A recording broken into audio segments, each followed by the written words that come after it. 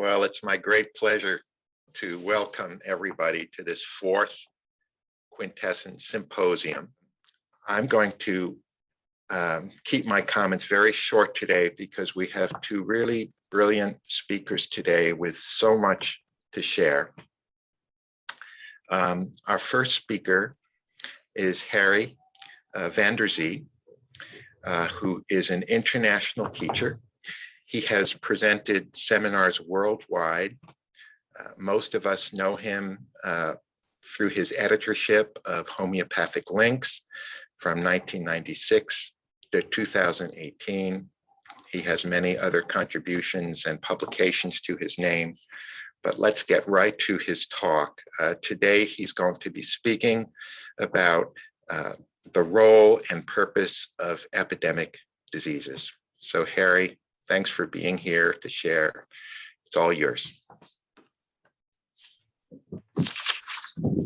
Thank you so much, Doug, and thank you, Vladimir, and the whole team of technicians and translators that make this possible, and for having me here.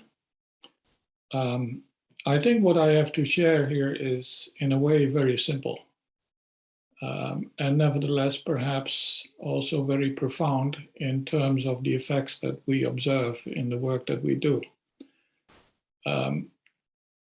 Based on the previous presentations, what I found and what I got as a feedback is that a personal touch to the presentation was very much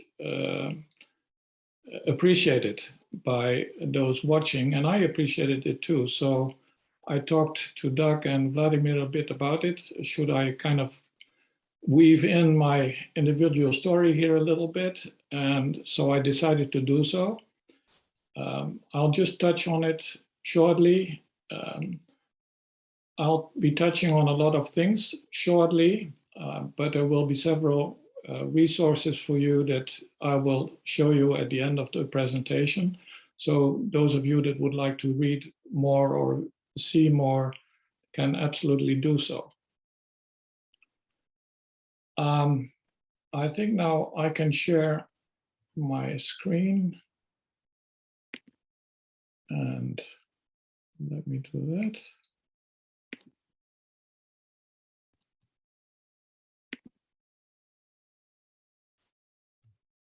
And then I go here.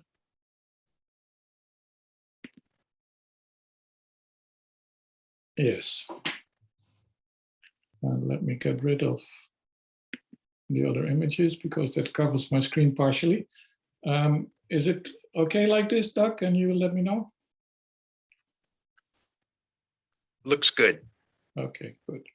So I've called this supporting epidemic diseases, a very strange term for regular medicine to fulfill their role and purpose. And I added as a subtitle a homeopathic odyssey in terms of my personal story that brought me to where I am now and what I'm doing now. Let's go back to when I was about, why isn't it moving? I need to go here, okay. Around 19 years old, I've found myself on this planet for already a couple of years. Went to school, went to church, had some friends, did some sports, and basically there was not much that really interested me. So I was kind of in a situation like, you know, this guy from Fawlty Towers, Manuel, okay, I'm from Barcelona, I know nothing, as if that explains everything about not knowing anything. And so around that time, things started to move. Things started to change. And one of the things that I've noticed in my life is what I call a popcorn method, that somehow things pop up and somehow determine my way in life, the decisions I take, or that seem to be taken for me. The popcorn that pops up in the pan, you catch it and you eat it. And so not much, if any of it, has actually been my plan of where I find myself now. So around that time, 19 years old, someone, and I'm still married to her, touched my heart and opened my heart. That was an important event in my life. Before then, I was kind of closed in, I could say, within myself, moving around in the world, but that was about it. And also very important is that actually her father was the one that opened my mind. I would spend there every weekend, and he and I would be talking until like 2, 3 o'clock at night and talk about a lot of stuff that I didn't know about even existed before. And around the same time, someone introduced me to meditation, and that has been with me until today.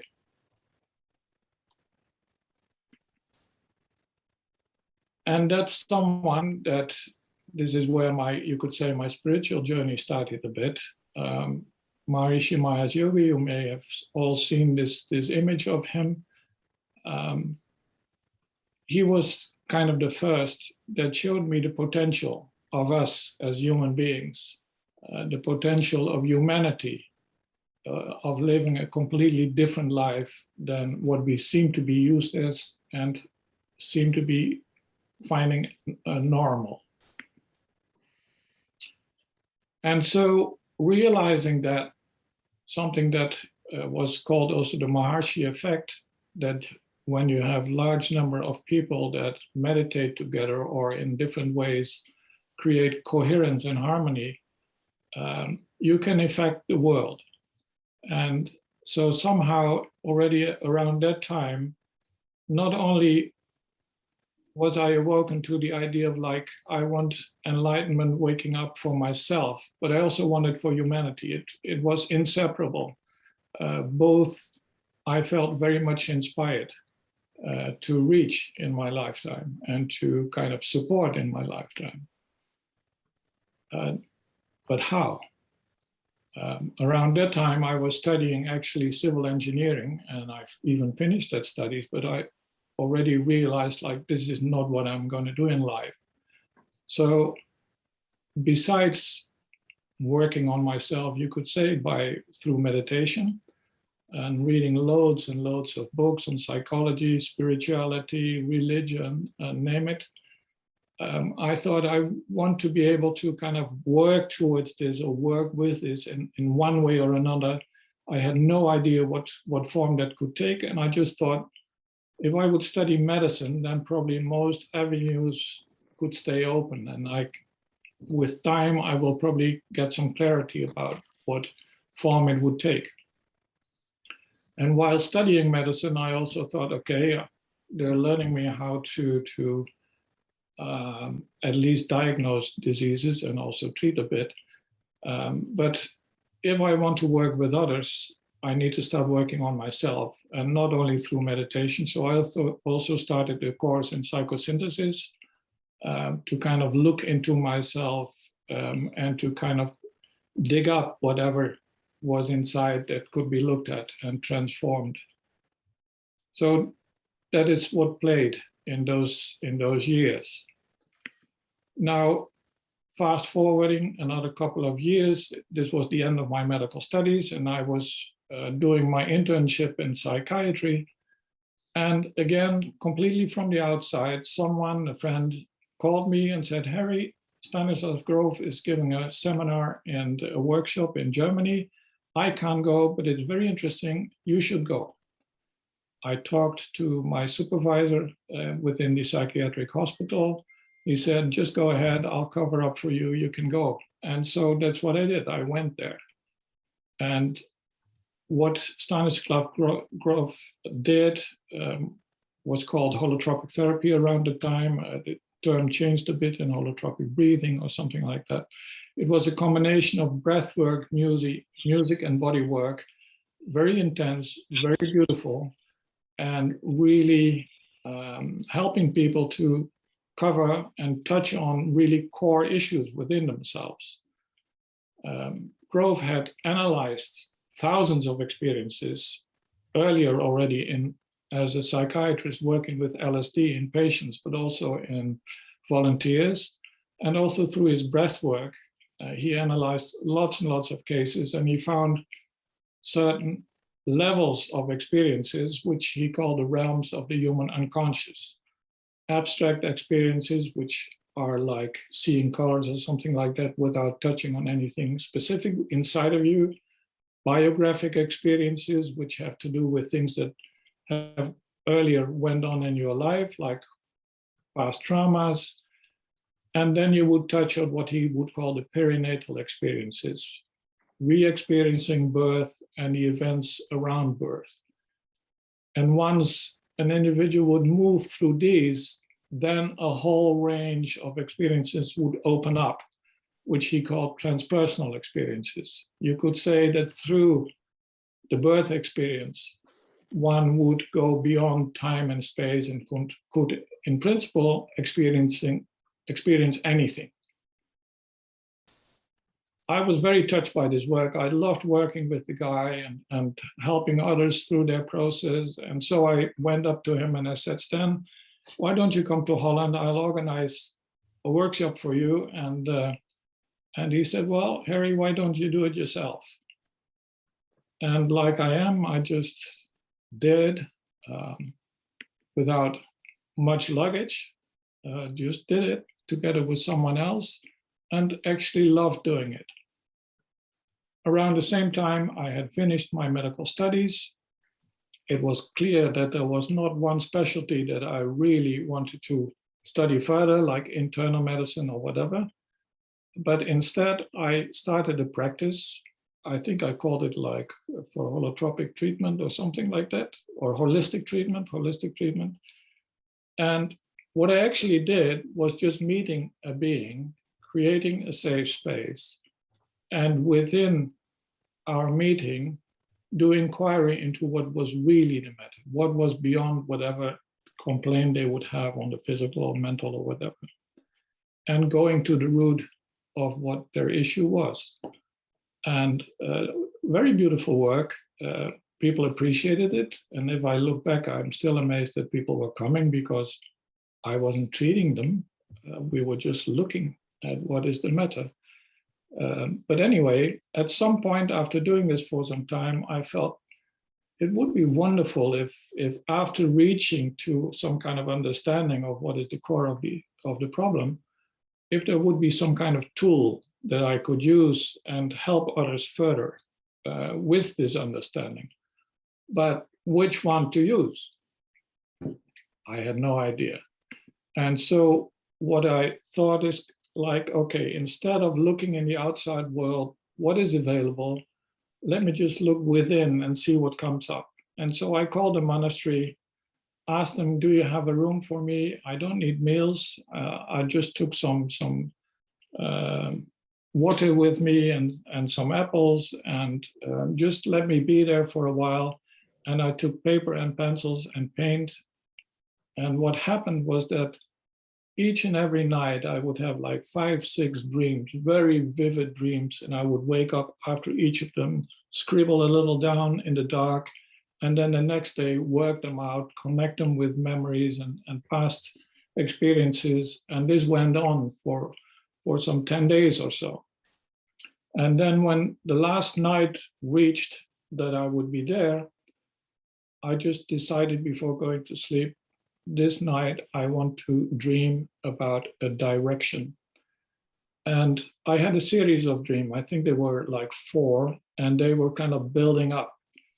One of the last ones was that I was following traces in the sand, and I knew that the one I was following was a homeopath. Okay. Now, after that, another dream came up, just in case I didn't get it yet, I guess. What I saw was a tropical rainforest.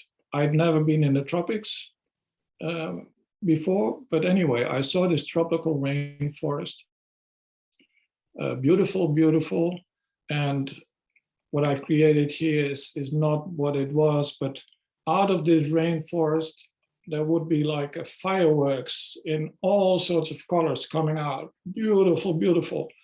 A whole range of colors. And then from below, so different from what you would see here, from below this number 1 came up, a huge number 1. And then below that it said homeopathy. Well, that is as clear as you can get it. And so when I woke up after that, and that's probably the only time that that happened in my life, while being awake, I had like another vision, another dream. And I saw this hollow tree in which I was sitting, and there was a clear stream of water, very pure water, streaming in front of this tree. And I was sitting there in a kind of meditative posture, realizing I found my place. So I left this monastery with wonder and gratitude, but homeopathy, I mean, I knew it was there. I knew it is free from side effects, beautiful, it's using natural sources. But what I knew was like, when you have an earache on the left side, you take this remedy, when it's on the right side, you take that one. It felt superficial to me, based on the fact now actually that I didn't know anything about homeopathy. So I went to this homeopath that I dreamed about, that I followed the footsteps of. And I asked, tell me about homeopathy, because there must be something that I know about it, don't know about it. And she said, well, and she started talking about vitulkas and going to the core of the case, the essence of the case. And then I realized, oh, this is exactly what I need. So how to go forward, I asked her. And she said, well, there is this 3-year training that you can start to. And on Monday, I will start supervising your first case. I'll send some cases to you, you do them, and I'll supervise you. And so I read Ken's keynotes or something like that. Ken's philosophy, I think it's the call, is the name of the book. She said, read this, because what you're doing is already kind of similar to what we do, but you have to add in some things like modalities and go into the complaints a little bit more. So that's how my homeopathic journey actually started. And so what I more and more started to experience is that with homeopathy, besides creating a safe space in which you can meet this individual, if you follow through these complaints they have, you can reach to a point where you just experience like this is a sacred place. This is what it is really about. It's going beyond words, perhaps even. And whether you take the headache or you take the past abuse or anything else, from whatever angle you would go, you would reach this beautiful space. Of course, I didn't experience that in all cases, and it takes two to tango, and I wasn't always able to do this, and patients may not have always allowed or been able to do it. But anyway, that has been such a beautiful gift for me to experience. And what I also started to see more and more is that what we call the law of similars is actually an expression of love. And you could say that what homeopathy is allowing a human being to experience is to love what is. And I've come to realize that whatever is not the problem, is not what is causing suffering. What is causing suffering are our thoughts about it. If you don't accept reality as it is, then you have a problem. And the beautiful paradox is that once you give this remedy, this simillimum, that kind of covers this totality in a beautiful way, both horizontally and virtually, that then the situation can also change. The symptoms can move away as if the root has been removed, the issue has been resolved, and the complaints have become, as it were, obsolete. So after working as a homeopath for some 10 plus years, something like that, and having done this work with Grove for several years, at some point when I it was actually in Slovakia that I was going to teach, and I've been teaching in those areas for several years, very beautiful experiences. Got to know you there, Vladimir, also. And I was asked, can you teach about miasms? And I said, okay. I had made some notes earlier, but somehow I couldn't really connect the dots yet around that time, and I left them. So I thought, let me pick up my notes again. And when I did so, everything kind of fell into place. What I could see is that the phases of birth, as they were being described by Stanislav Grof, beautifully covered the miasms of Hahnemann. I've extensively written about this in these books, miasms in labor and homeopathy for birth trauma. I'm not going to get into it much deeper now, but that parallel was there very strongly.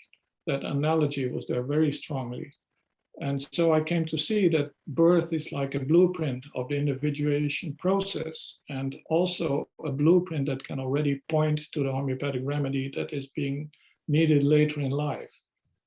I became to see that miasms are actually also a sign of the vital force trying to establish health in the collective.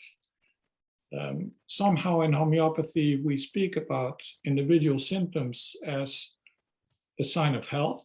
And then when we talk about the miasms, it looks as if, certainly when you read Hahnemann about it, it's a very allopathic approach, I would say. I started to see that the way we had been describing the miasms is as if we've only been looking at one side of the coin. And that on the other side of the coin, that there is this connection to the evolution of mankind. And as infectious diseases, epidemic diseases are connected to miasms, we could say that epidemics are actually teachers of mankind. Having come to this, there was a situation where at the conference, I believe it was 2003, something like that, someone presented a case of a very depressed man, suicidally depressed man. Not a single homeopathic remedy helped. The guy was also HIV positive, and the homeopath, Malcolm Smith, had read about a remedy PC1 for HIV/AIDS. It had been published about it in Homeopathic Links. Corey Hivat and I were editors around that time, and we had accepted an article by Peter Chappell about his results with this remedy for AIDS. And the remedy cleared the depression. This was, and probably still is, the most impressive case I've ever seen. There were videos before and after. Before, I'm not worth getting anything. If you fail with me, he said to the homeopath, I'm going to be dead, meaning I will kill myself. His deep belief was nobody is ever going to love me.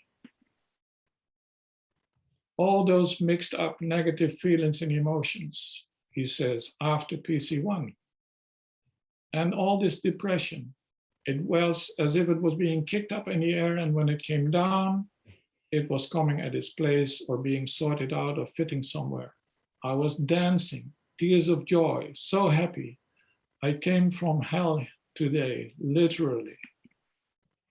What was gone has been filled up again. I've been praying more, meditating, working out. I quit smoking. Humor and sexuality are at the core of our spirituality because there are no boundaries. So he also came to very profound ideas, insights into himself. Things were really opening up for him. He came to realize that sexuality is a person's freedom. There is no judgment on it, I think. And that is so like free, liberating. It's amazing. Regarding being gay, it doesn't make a person burn in hell or anything. I was in hell. So you don't have to die to get there, and you do not have to die to go to heaven. I know now there is no way that anything anyone says or does or doesn't say or doesn't do could possibly determine our self-worth. These are the words of someone who has really found freedom within himself. He says the love, the spiritual connection that is where our core energy comes from, and I had no clue. I was incapable of experiencing love, and now, and he was weeping, telling this, it was so touching, and now I can so experience it with anyone, friends, anyone. It's phenomenal.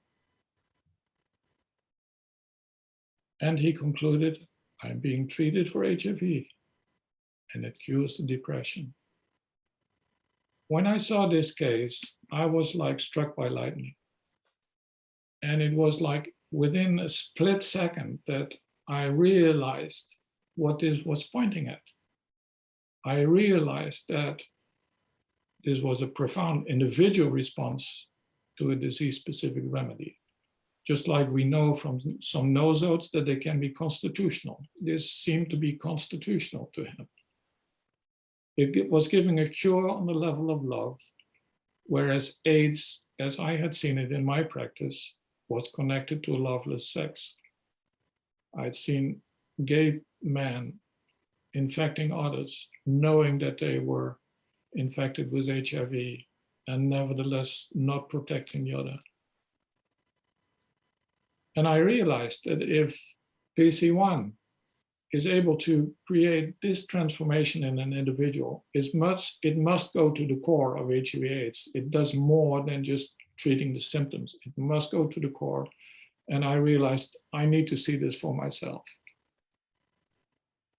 So together with Corey, who I mentioned before, we decided to go to Malawi, and we interviewed some 60 cases that Peter Chappell, who had started this remedy, this treatment in Africa, that he had treated before, some 6 months before.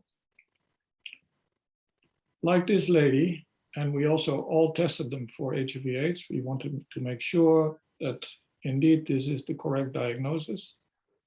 When she got the remedy, she was hospitalized weighing 25 kg. Now she was 52 kg, 6 months later. No symptoms. And case after case, we saw these kind of results where people in a short time went back to a normal, healthy life. And I remember saying to Corey, like, it's easier to treat AIDS here than a running nose in Holland. And we treated some new cases there as well and saw similar results.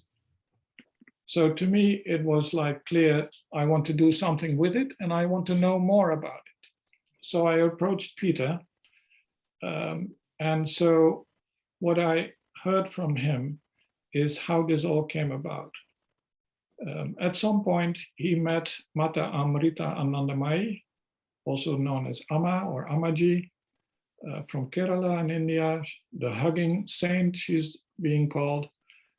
He met her, I think, in the United States, received a hug from her. Like with anyone else, he shouted something in his ear. And somehow, since then, he felt this urge, this inspiration to go to Africa and see whether homeopathy had anything to offer for HIV/AIDS. That's what he did. Now, he started treating cases in Ethiopia, in the slums, treating the poor people.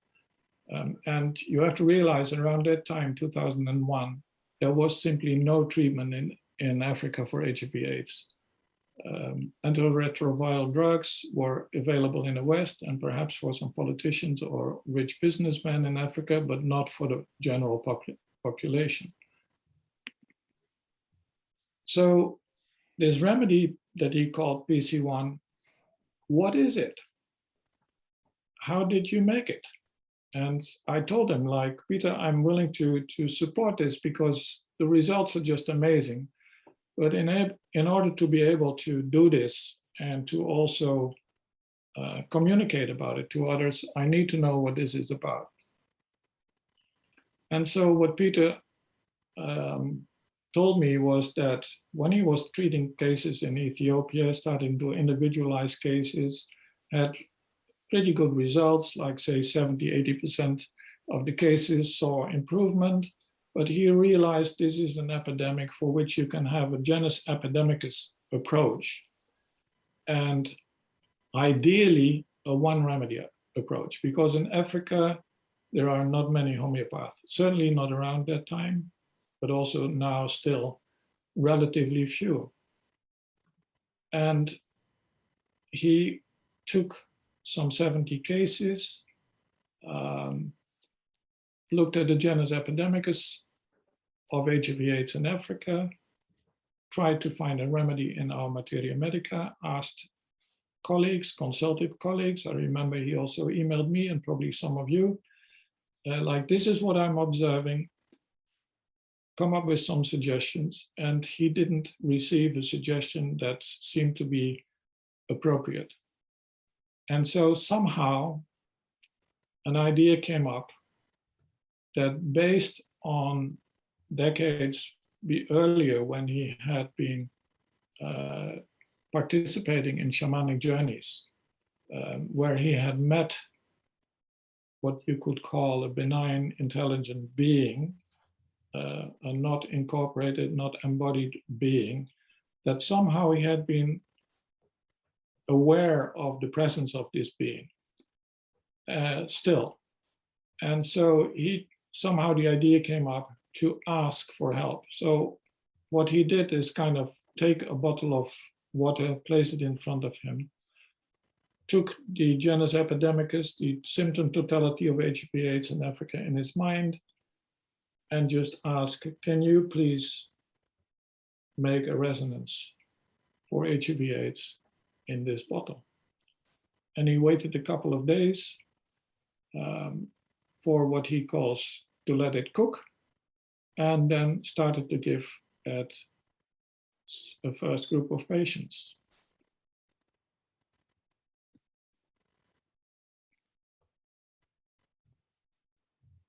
Now, what he started to see was what Corey and I later saw in Malawi.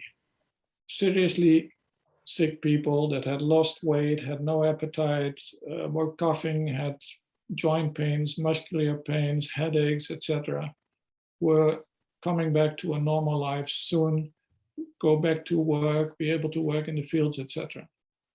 So this PC1 was what we could call the first source resonance. He later changed the name from PC remedies to source resonances. And if you can make it for HIV/AIDS, you can also make it for malaria or for tuberculosis or for hepatitis C or whatever. So by now there is a whole range of them. And based on my experience now, which is 18 years or 17 years, I can say this is really ideal for Africa. They're based on the genus Epidemicus. They're extremely effective. I'm aware of thousands of HIV/AIDS cases, and I can remember one or two that didn't seem to respond to the remedy. So that is very effective. The costs are very cheap, just like other homeopathic remedies are cheap, and certainly the way we work with them is like you can treat an AIDS patient for less than $1 per year. It's nothing. They're completely safe, like homeopathic remedies are. And the beautiful thing is, as it's completely based on the diagnosis, that as long as the diagnosis is clear, you can prescribe the remedy. So the homeopathic skills, if any, can be very low or are even hardly needed, meaning that you can teach any health professional how to use this. The basic skill is to know what needs to be cured, which is also still the main question we all struggle with sometimes in our practices. What needs to be cured? The rubrics like ailment sins are important here as well. And so, for instance, if you have a malaria case and a person that has chronic malaria like every month, 2 months, again and again and again, and it started 5 years ago, ever since having had gonorrhea, what he needs is PC gonorrhea or the gonorrhea resonance. You give it and you see malaria move out of the way and not coming back. At some point, it became, and that's already in an early phase, when Peter was in Rwanda treating HIV/AIDS cases there, it became very clear that the AIDS patients there were all heavily traumatized by the genocide that had gone on a decade earlier. And so he thought, well, what we've done with an epidemic disease, we could do this with trauma as well. So he took the trauma of several cases, put them together. You could call it a genus traumaticus if you like.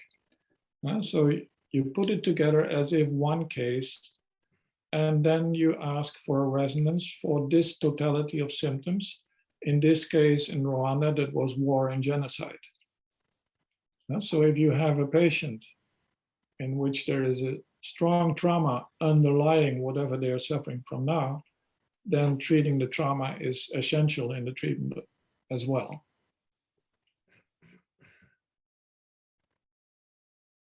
In 2007, based on the experiences we had, we started the Amma Resonance Healing Foundation, honoring Amma-ji that kind of somehow stood at the basis of all of this. It's a volunteer-based organization. You can read up more about it. We're based on the understanding that Africa can perfectly take care of itself. So what we provide is training and resonances. We work with a 36 remedy kit and a manual that goes with it. And by now there are some 600 volunteers in different African countries that use this. And like in this year, based on the data we already received until now, we will probably reach about 450,000 people.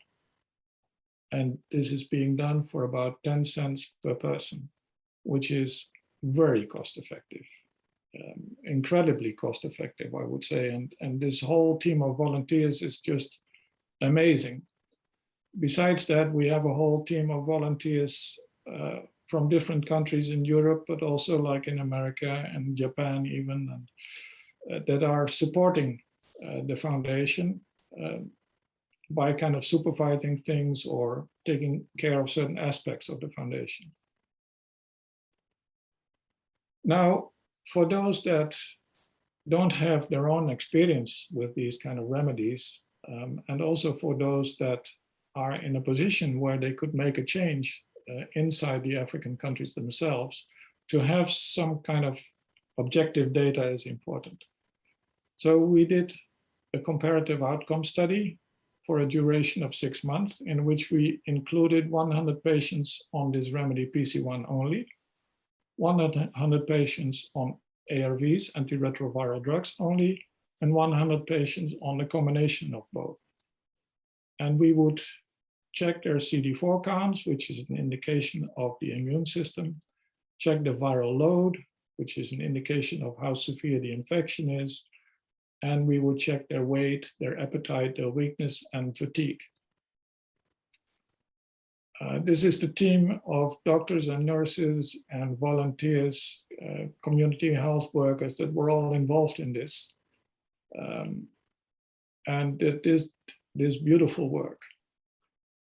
And the conclusion was, after the data were being analyzed, was that the PC1 only group outperformed the other groups on all parameters. So it was even doing better than the combination of PC1 plus ARVs. For instance, especially the very objective one is the CD4 count. And you see the green one, the PC1 only group, improving a lot more rapidly than the others, with the ARVs plus PC1 group in between. And the reason for this is that ARVs are chemical substances that have a huge impact on the physical body, besides that they can help to kind of reduce the viral load, but they also have a negative impact on the immune system. This is the viral load, and this was a surprise for us. We knew that the CD4 count went up quickly in patients. We had seen that for many, many years, but we had not been able to measure the viral load in many patients to be able to have a good impression of what PC1 does on that. And to our amazement, even the viral load went down more quickly in those that were only on PC1. And again, with the combination group in between the two. HIV/AIDS, this remedy is now being used for almost 20 years, 10,000 of cases being treated, and I don't know how many lives saved, but for sure the impact of this is huge, and I can only say that the Peter's contribution for just this only is just phenomenal. Now, as I said, malaria was also one of the remedies that were being prepared at an early stage already, and we had been using it, of course, in treating cases. And at some point, somehow the idea came up in me when I was in the Congo, where there was a school with 600 orphans, and we had treated the ones that were sick or traumatized or whatever. And I said, let's give all of them PC malaria, as we call it, in a regular way, and see what happens with malaria in the school. And soon enough, after a couple of months, I got an email by them, and they asked, should we continue, because we have not seen malaria now for a long, long time in the school. Wow. Not much later in the Congo, the Red Cross hospital complaining because they saw the number of malaria cases in their hospital being reduced by 95% because PC malaria was being made available in the surroundings. A problem for them, a blessing for the patients. Another situation in Malawi where 300 toddlers were being offered the same remedy in a nursery. The nursery would lose about 5 children each year, and it's especially the young children that die from malaria. After using this remedy, not a single one died. So there were beautiful indications that this was working profoundly. And so a year later in Malawi, and this started with Ruthie, a lovely friend from the US, who spent several months in Malawi to start this project. The Africa Malaria Prevention Project started. Soon enough, it also went to Kenya, it went to other countries, and like in this year, we expect to reach more than 400,000 children and adults in sub-Saharan Africa. And with we, I mean those 600 volunteers that do all this work, indeed on a voluntary basis, which is just beautiful. The effects that we observe is, of course, that you treat the current malaria. So if they have malaria, it's being treated through this. It prevents malaria, and any ailments they would have ever since malaria, like chronic headaches or epilepsy since having had malaria as a child, you also see them improve. We discovered a very simple and beautiful way of measuring the results by making malaria prevention available through schools. So the teachers would give it to the children in the school, and in the school, each and every day, morning and afternoon, they have the absenteeism list. So everyone is being checked. Is he there? Is she there or not? And every year, the school exams would be done. In Africa, you have countrywide school exams. So you have a very nice objective measurement about how the children are doing. And so in the upper left, you see an example of a school where the blue line shows how in this school there used to be an absenteeism of around 30%, meaning that you miss out on 1/3 of your school time, and the rest you're still recovering from the previous bout of malaria, going down to like around 1% or something like that. And as a result, you see the mean school performance going up. In this particular example, even going up by 26%. As you have this absenteeism list day by day by day, you can also see how long it takes for absenteeism to go down. And as you can see on the right, it just takes a couple of weeks to really go down substantially. Within 2 weeks, it's already more than half down, and that's how it continues. Harry, we just have 7 more minutes left. 7. Yeah. Thank you, Doug. Sure. Thank you. So the core of malaria, and you can read more about this in the book that Peter and I published about this work. We know China as a main remedy for malaria in homeopathy, which has this idea of abundant ideas at night and reflects upon execution of many plans. And on the other side, you see the delusion is hindered at work, and the delusion is unfortunate. This seems to be the core of malaria. And what we have done and is asked Eileen Nauman, who is a colleague of ours living in the US, and she is also a Native American shaman, to do some shamanic journeys to the different diseasing agents. And one of them is malaria. This is just one line out of a whole report, and all these shamanic journeys are in our book. But what she says is malaria helps to depart from the collective and to divine one's own life. So what we see, and this painting on the right is by Ruthie, who had this vision when working in Malawi. She saw malaria lifting off the lake. What we see with this malaria prevention project is less malaria, less epilepsy, reduced medical costs, parents and children in better health, less absenteeism at school and work, better performance in school, meaning prolonged education, because now the children reach a level where they're allowed to go to secondary school. So there will be less frustration, less poverty, and a whole generation of kids will have better chances at fulfilling their dreams. Now, with homeopathy, we work based on the idea that consciousness is anterior to matter. And there are different ways in which conscious healing information can be carried to a living being. That can be through water, as we all know, but you can also use sound and light.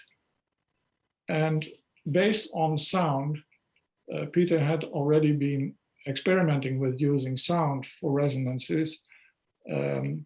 Peter developed what we call now the Learning Enhancement Africa project. It has 3 different steps, one covering a whole range of infectious diseases, one covering a whole range of different forms of trauma, and one kind of stimulating a whole range of learning skills in children. And this is being used in dozens of schools by now. We just make some USB sticks and an MP3 player available, and the teachers play it for the classes. This is a survey of 17 schools, and the ones in red, I ask your attention for, these were in wet areas, rice fields and things like that, where you see a lot of malaria. And you see a huge reduction of absenteeism in these schools, on average, in all these 70 schools by 65%. And consequently, what we see is that these schools are now belonging to the best performing schools in the country. I had the idea of showing you a couple of videos on this, but I already realized that might not be able to do that, but you can also watch them on our website. First of all, if you want to support us, beautiful, because with every euro, 10 children are being helped. So you can write down ARHF.nl and find the donations page there. But you can also join us if you're interested in joining our projects or supporting us in other ways with any skills you have. please write to us. If you're interested in using these resonances in your practice, and that has taken a long, long time for Peter to find out how to use these in a very reliable and successful way in what we could call the West, you can go to sourcemedicine.zone, where there is a lot of information on how to do this, and there are trainings available. And you can read more about it in the book Homeopathy for Diseases. It's an ebook by now, it's sold out, but the ebook is still available. And on our website, you find a whole range of videos and manuals and free information. So thank you very much. Irokomano, which is the local language near Lake Victoria, and the Luo language, and Asante Sana is thank you in Swahili. Thank you for your attention, and lovely to have had this time together with you. And if there are any questions later, I'd be happy to answer them. Thank you, Harry, so much.